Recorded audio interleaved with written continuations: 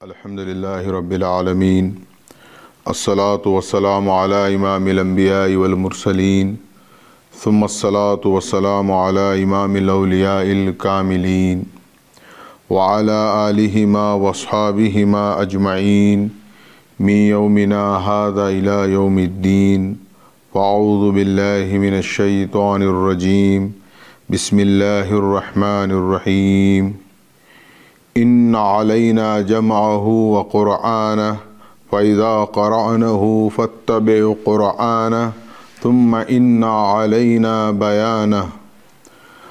اما بعد، تعارف قرآن کے سلسلے میں جن بنیادی باتوں کا تذکرہ گزشتہ نشست میں کیا گیا تھا، اس کے اعادے کے طور پر بیان کرتے ہوئے مزید قرآن مجید فرقان حمید کے تعارف کے سلسلے میں آپ سے گفتگو کی سعادت حاصل کی جائے گی۔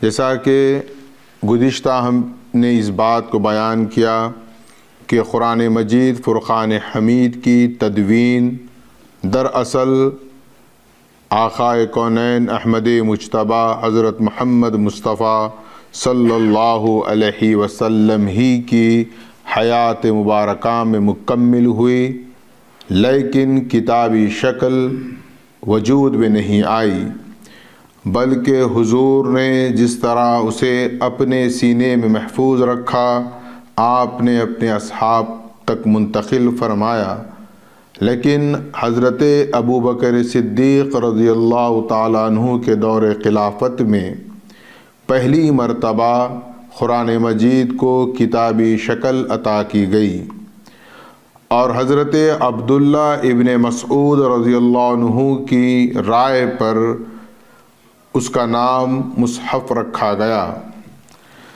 لیکن اس کے باوجود مختلف قرأتوں کی بنا پر لوگ مختلف لہجوں میں قرآن کی قرأت بھی کر رہے تھے اور اپنے پاس محفوظ بھی کر رہے تھے، جس پر حضرت عثمان غنی رضی اللہ تعالیٰ عنہ کے دور خلافت میں قرآن مجید فرقان حمید کو ایک لہجہ، ایک زبان، لہجہ قریش میں جمع کیا گیا اور اسے کتابی شکل دی گئی، جو آج تک من و عن ہم تک اسی انداز سے اسی کتاب کی نقل، اسی کتاب کی اصل ہم تک پہنچ رہی ہے۔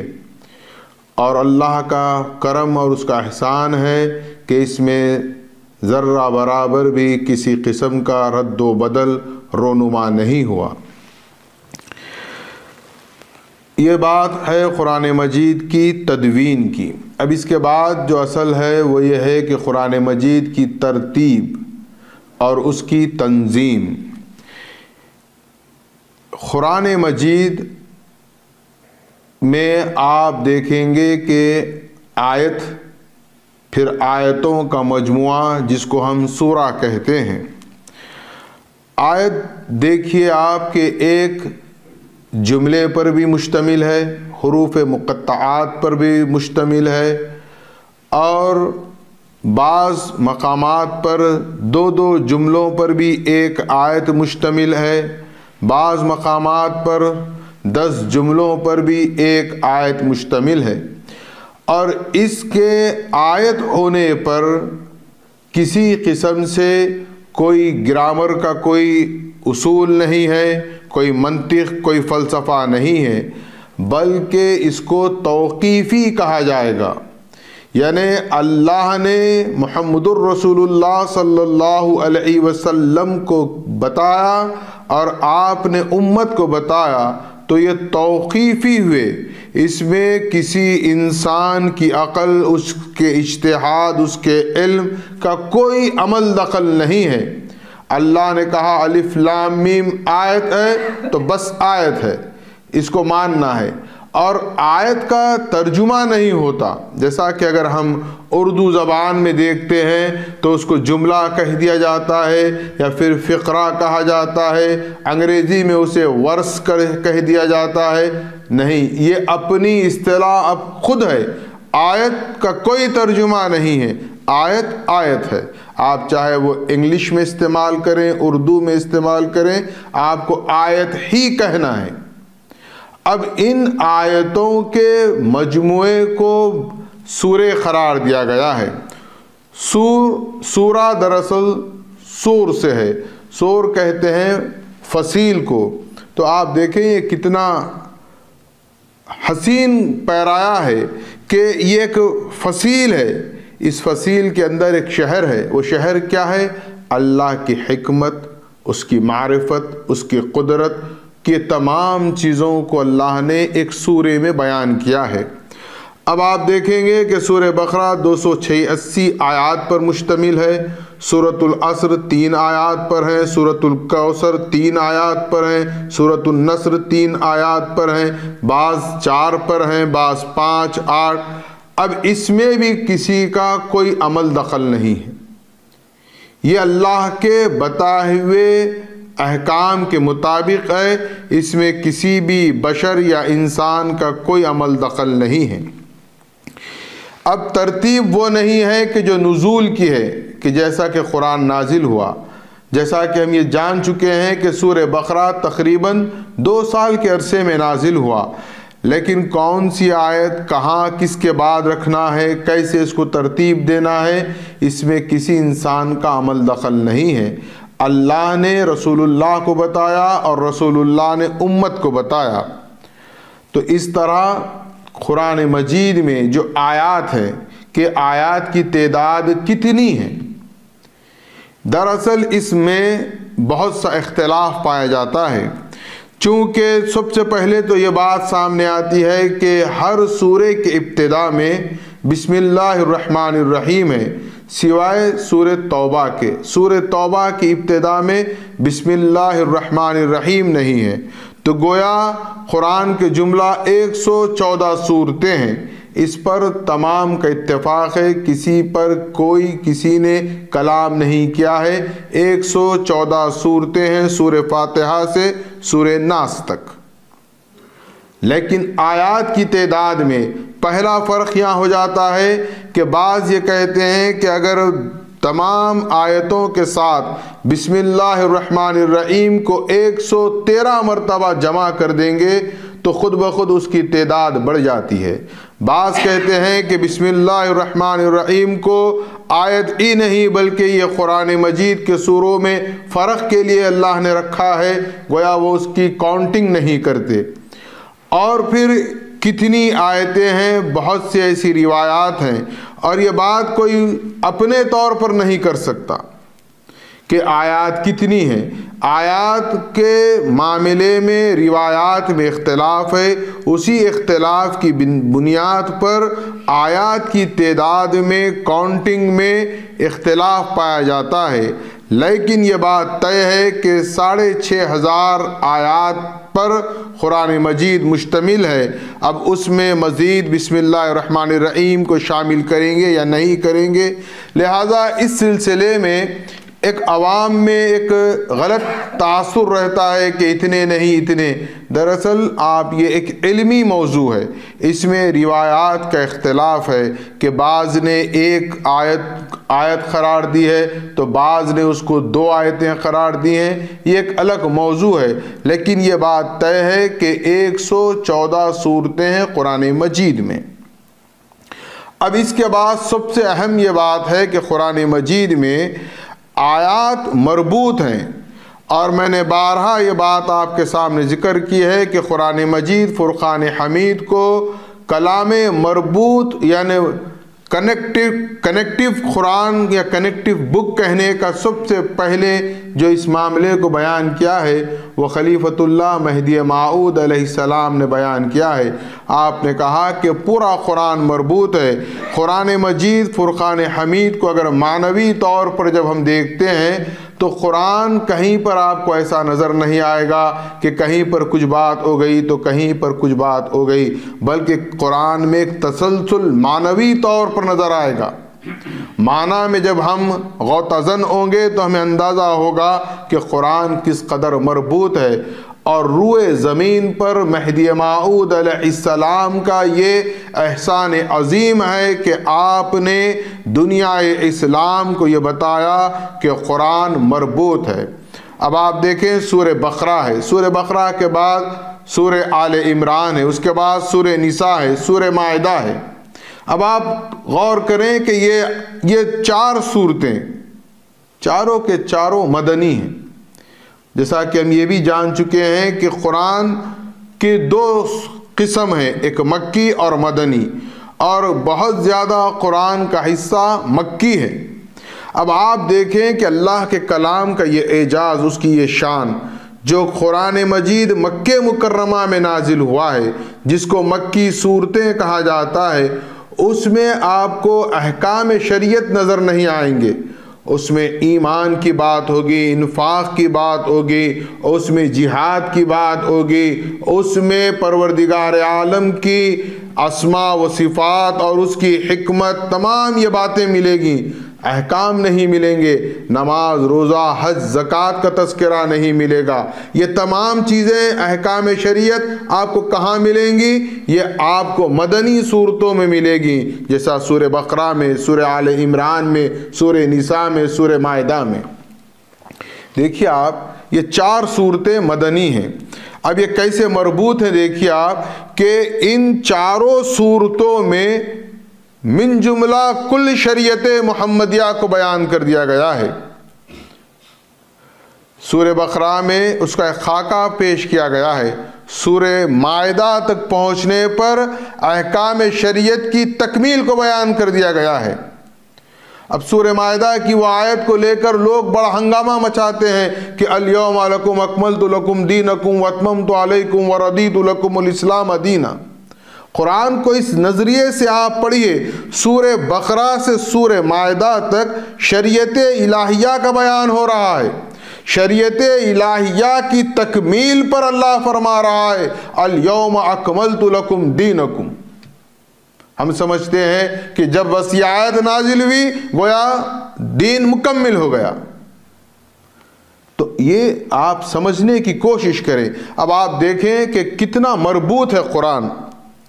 مہدی موعود علیہ السلام خلیفۃ اللہ کی شان ہے، وہ کوئی معاذ اللہ کوئی عام مفسر یا محدث نہیں ہے۔ علمت من اللہ تعالی بکل یوم کی شان و عظمت رکھنے والے ہیں۔ وہ فرما رہے ہیں مربوط۔ ایک مثال آپ سمجھیں، ہم سورہ فاتحہ پڑھتے ہیں، سورہ فاتحہ میں ہم کیا پڑھتے ہیں؟ اہدنا الصراط المستقیم۔ اب صراط مستقیم کو ہمیں کیا ہے، صراط مستقیم کیسی ہے، کوئی اندازہ نہیں، لیکن آپ غور کریں کہ سورہ فاتحہ کے بعد سورہ بقرہ، سورہ آل عمران، سورہ نساء، سورہ مائدہ، یہ تمام صورتیں کیا ہیں؟ شریعت الہیہ۔ گویا ہم اللہ سے کہہ رہے ہیں کہ اہدنا الصراط المستقیم۔ اللہ ان 4 صورتوں میں جواب دے رہا ہے کہ تم میرے احکامات پر عمل کرو گے تو یہی صراط مستقیم۔ قرآن کا اپنا ایک رنگ ہے، ایک مزاج ہے، ہم اس کو اس زاویے سے پڑھیں، اس زاویے سے سمجھنے کی کوشش کریں۔ اب اس کے بعد سب سے اہم مسئلہ یہ ہے کہ قرآن کا موضوع کیا ہے، ٹاپک کیا ہے۔ کیا یہ سائنس کی کتاب ہے؟ کیا یہ ٹیکنالوجی کی کتاب ہے؟ کیا یہ تاریخ کی کتاب ہے؟ کیا یہ فلسفے کی کتاب ہے؟ کس موضوع کی کتاب ہے؟ ہر سورہ اپنے اندر ایک موضوع پر بات کرتا ہے۔ آپ دیکھیں کہ یہ جو قرآن مجید کا، جیسا کہ میں نے بتایا کہ جب اس کو رکوع میں تقسیم کیا گیا ہے تو وہ رکوع میں تقسیم کرنے میں محمد الرسول اللہ صلی اللہ علیہ وسلم کی کوئی ہدایت نہیں ہے، آپ کے جلیل القدر اصحاب کی کوئی ہدایت نہیں ہے۔ حجاج ابن یوسف کے زمانے میں ایک اجتہادی طور پر علماء نے اپنے طور پر اس کو طے کیا، لیکن اس کا اپنا حسن برقرار رکھا ہے۔ ایک جب رکوع ہوتا ہے تو دراصل ایک ٹاپک کمپلیٹ ہوتی ہے۔ ہم عربی سے واقف نہیں تو ہم سمجھتے ہیں بس پڑھتے جانا، یعلمون تعلمون یعلمون تعلمون، اس کا کوئی مسئلہ نہیں۔ ایک اللہ تعالیٰ ایک ٹاپک کو بیان کرتا ہے۔ میں میرے ساتھ ایک واقعہ آپ کو بیان کرتا ہوں۔ کہ جب ابتدا میں پارے ام یعنی 30واں پارہ یاد کر رہا تھا تو والد بزرگوار مرشدی و مولائی حضرت راشد منوری علیہ رحمہ چند سورے یاد ہونے کے بعد مجھ سے امامت کرواتے، یوں سمجھ لیں کہ وہ پریکٹس کروا رہے ہیں۔ میں کیا کرتا، نماز میں، حالت نماز میں جب میں امامت کرتا، پارے ام کا پہلا سورہ اما یتسالون پڑھتا۔ اب مجھے کچھ معلوم نہیں، بس میں رٹا ہوا ہوں، تو میں کیا کرتا، اما یتسالون عن النبأ العظیم الذی هم فیہ مختلفون، جہاں سمجھ میں آتا میں رکوع کر دیتا۔ 10 آیتیں ہو گئے، 7 آیتیں ہو گئے، کوئی آیتوں کی بھی کاؤنٹنگ نہیں، بس رکوع کر دیتا۔ ایک مرتبہ انہوں نے، دیکھیے آپ، یہ دراصل یہ تربیت ہے اصل، میں سمجھتا ہوں اس کا مجھے خود اندازہ بہت بعد میں ہوا، تو انہوں نے ایک مرتبہ مجھ سے کہا کہ آپ یہ پارے ام سے اما یتسالون کا جو سورہ پڑھ رہے ہیں، آپ دیکھیے اس کو ایک موقع پر لا کر رکوع کریے، ایسا نہیں کہ جب دل میں آیا آپ رکوع کر دیں۔ تو دیکھیے آپ، میں بتاتا ہوں آپ کو، انہوں نے بتایا کہ ایک رکوع اگر آپ مناسب ہے تو 1 رکعت میں پڑھیں، نہیں آپ ایک رکوع نہیں پڑھنا چاہتے ہیں تو انہوں نے کہا کہ آپ درمیان میں یہاں پر رکوع کریں۔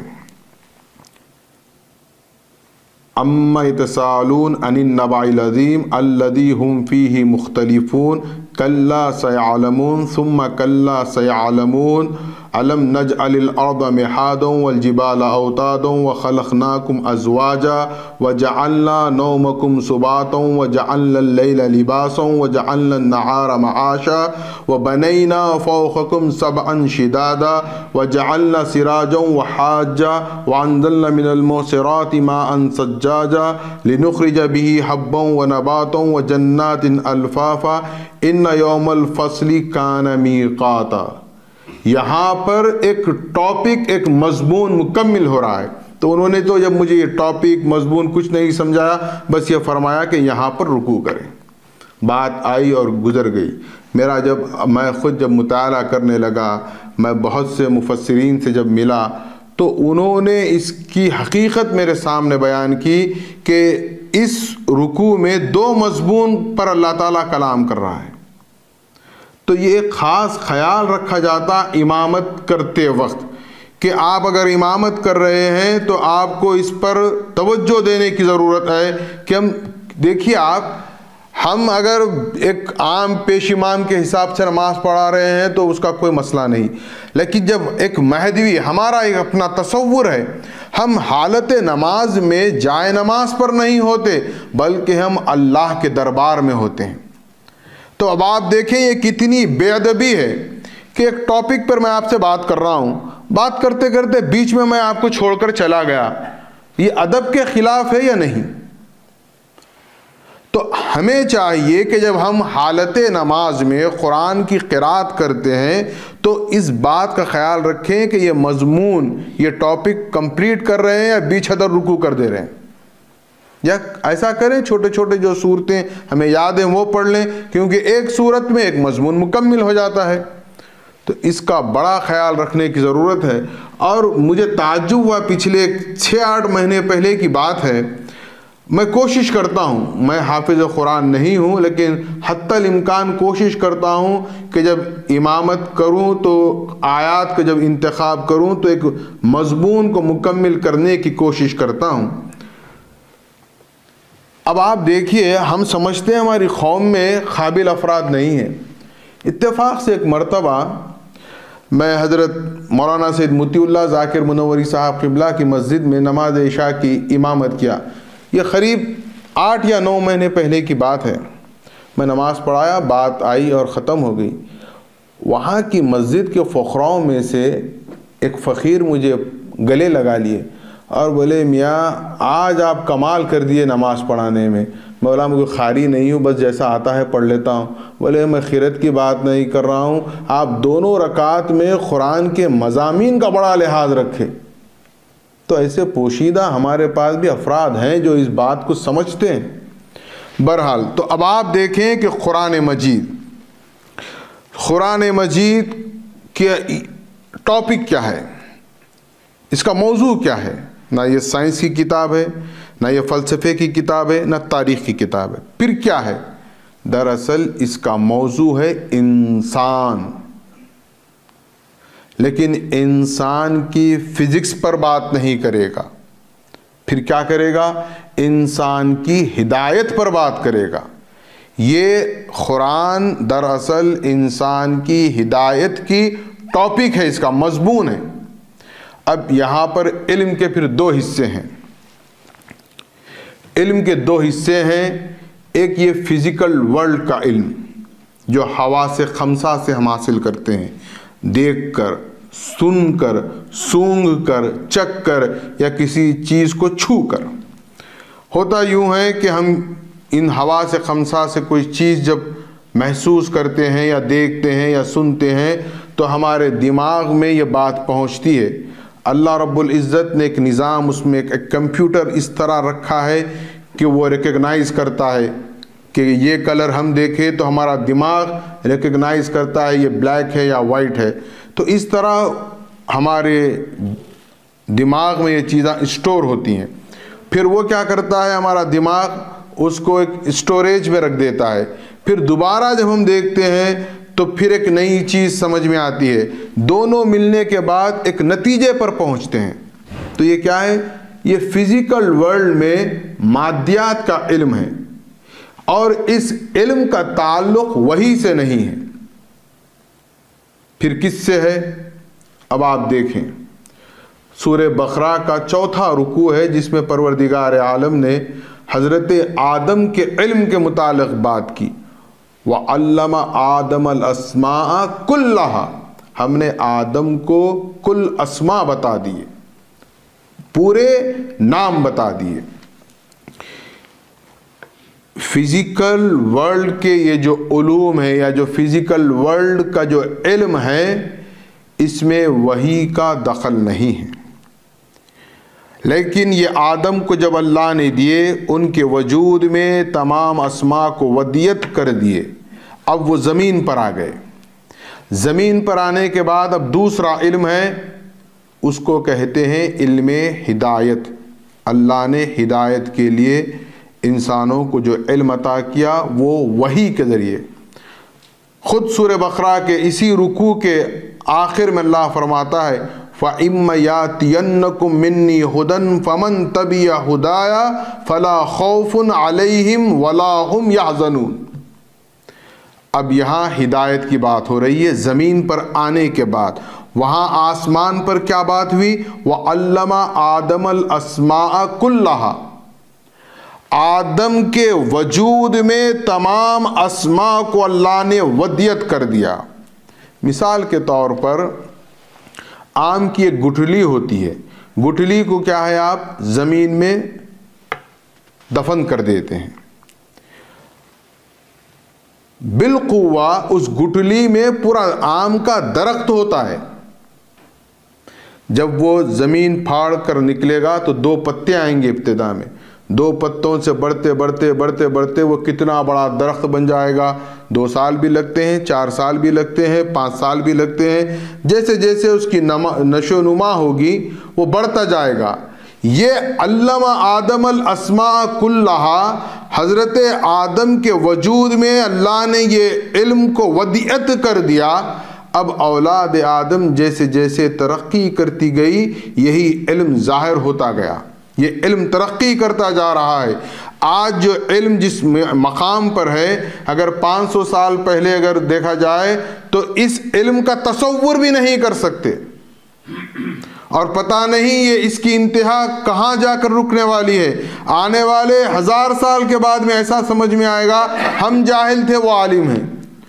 یہ علم ہے، یہ علم بڑھتا رہے گا. اب یہ علم شیطانی قوت حاصل کر چکا ہے. تباہی کا ہر قسم کا سامان اسی علم سے بنایا جا رہا ہے. اگر اس علم کو ہدایت کے ساتھ ملا لیں تب جا کر انسان کی کامیابی ہے، ورنہ اس علم کے ذریعے انسان آج کس مقام پر پہنچا ہے یہ ہمارے سامنے ہے. اور یہ بتدریج ترقی کرتا جائے گا. بس یوں سمجھ لیں کہ یہ درخت بڑھتا جا رہا ہے اور اس کے پتے پھیلتے جا رہے ہیں۔ اب دوسرا علم ہے ہدایت۔ یہ اس علم ہدایت کے لیے اللہ نے قرآن کو جو منتخب کیا ہے، قرآن کیا ہے؟ الہدا ہے۔ توریت میں بھی ہدایت ہے۔ ہدن کا لفظ استعمال کیا ہے اللہ نے جب توریت کی ہدایت کی بات کی ہے، ہدن۔ انجیل کے لیے کہا ہدن۔ تو یہ کیا ہے؟ ہدن اور ہدا میں فرق ہے، یہ نکیرہ ہے اور عربی گرامر کے اعتبار سے الہدا معرفہ ہے، یعنی مکمل ہدایت۔ اب آپ دیکھیں توریت میں 10 احکام شریعت ہے۔ توریت میں حکمت کی کوئی بات نہیں ہے، احکام کی بات ہے۔ اور یہ کب دی گئی ہے حضرت موسیٰ کو؟ حضرت عیسیٰ سے 1400 سال پہلے۔